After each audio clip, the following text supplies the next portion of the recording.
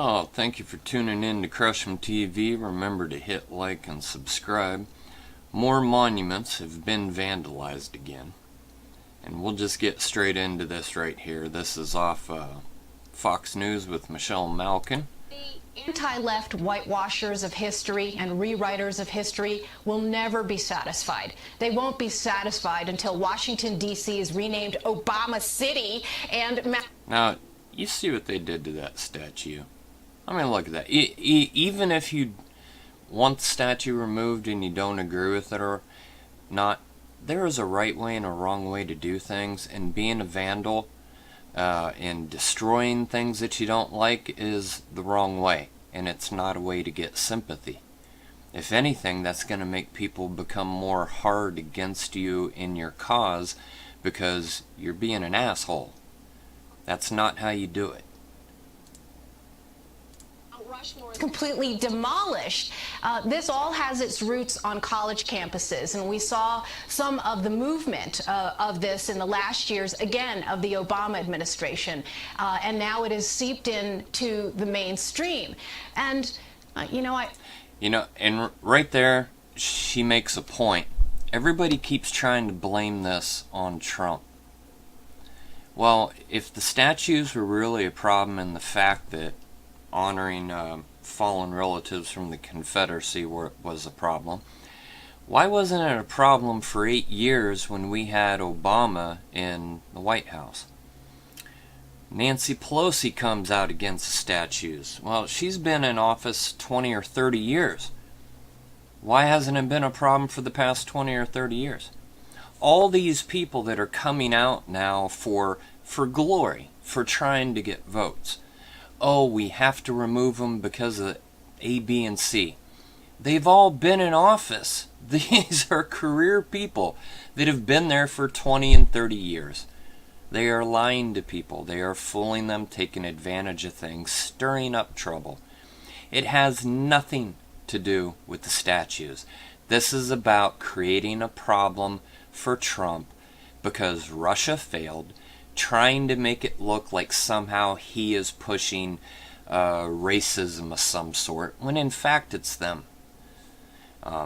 Which, by the way, if you take all this stuff to its logical conclusion, New York City is going to have to change its name. That's going to strike you as really odd. Why in the world would somebody say that? New York is named after the House of York, back in England. The guy back there was not a good guy, and if you look at him from a social justice perspective, for the same reasons they're removing the statues, you would have to change the name of New York City. Long time, especially covering education issues, that the number one problem with government education is they are not interested in confronting history and inculcating young generations of Americans with the facts.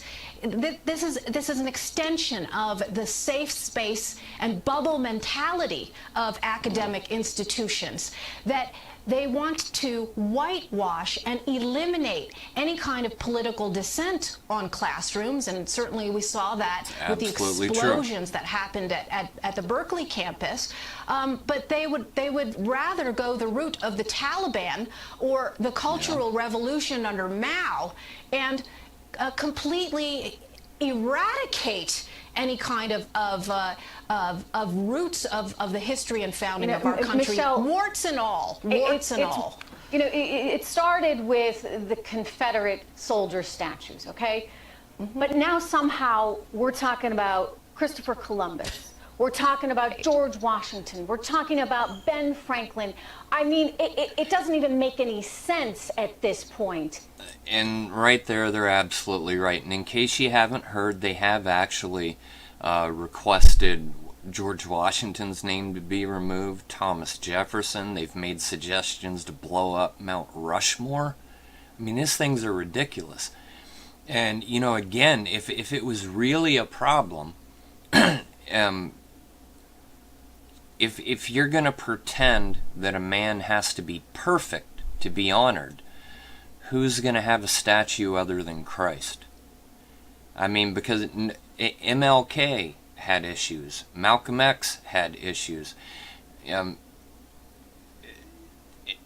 Martin Luther King, despite what some in the gay movement said, when a young kid in '58 came up to them mentioning the fact that they were having feelings toward boys that they should have towards girls, the response he gave them was kind of the same response that a lot of people get mad about now, telling them that it's a problem that they're going to have to deal with and they're going to have to figure out how to change themselves.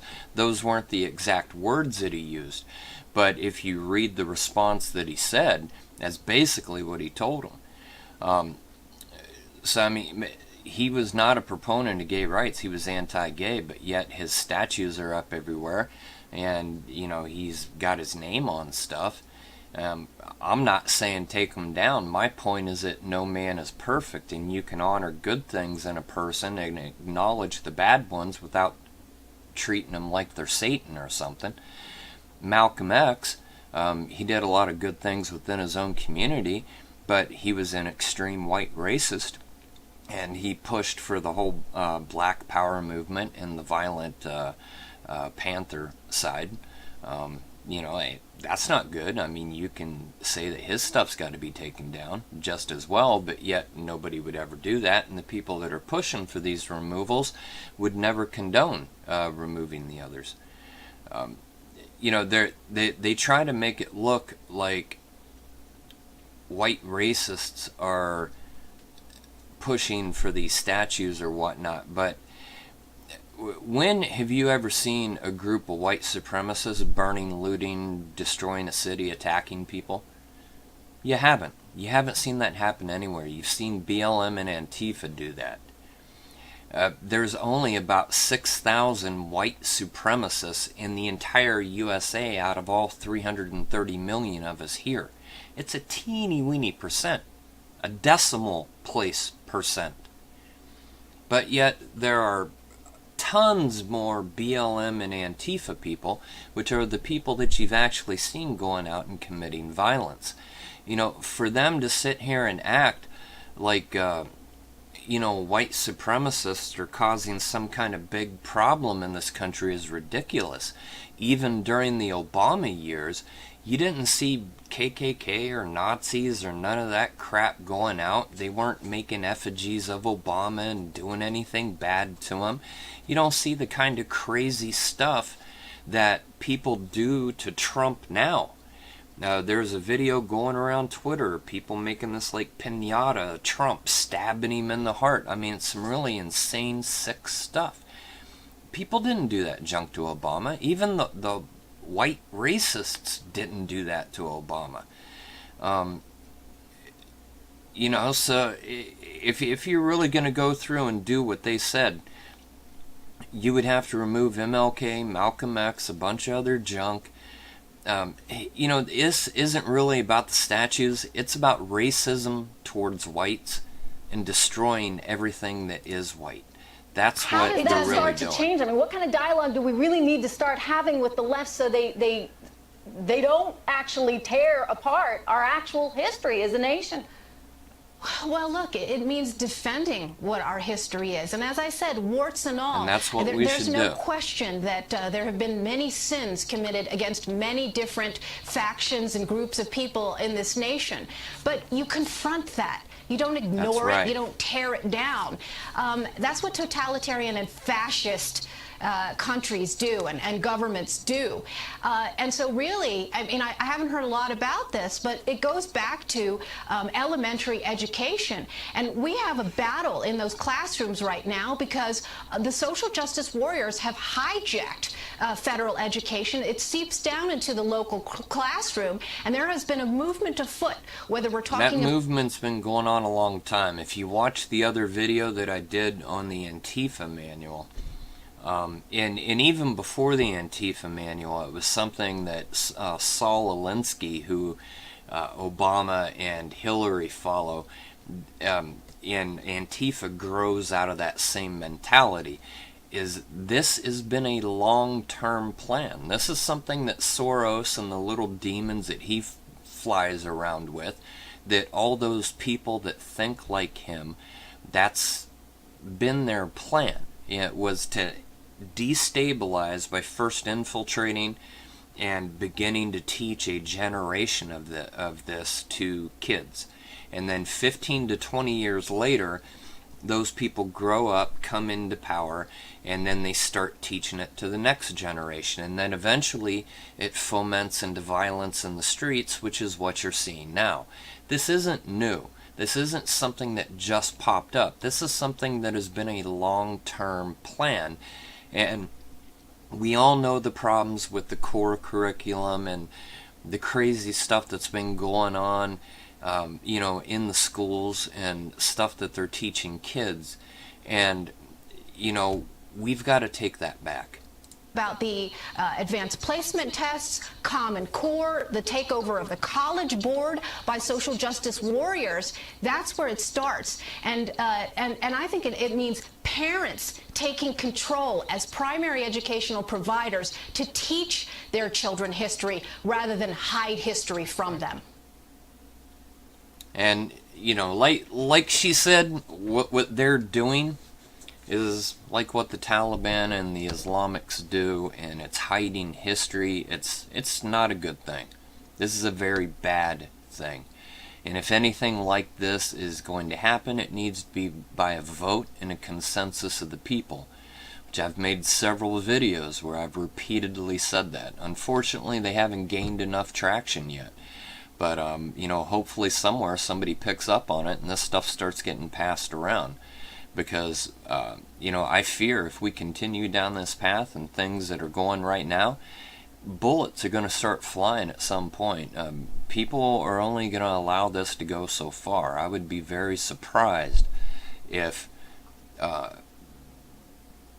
people allowed it to go far enough that they actually remove everything and destroy all history without any other violence. I mean, because the violence that you see is Antifa and BLM.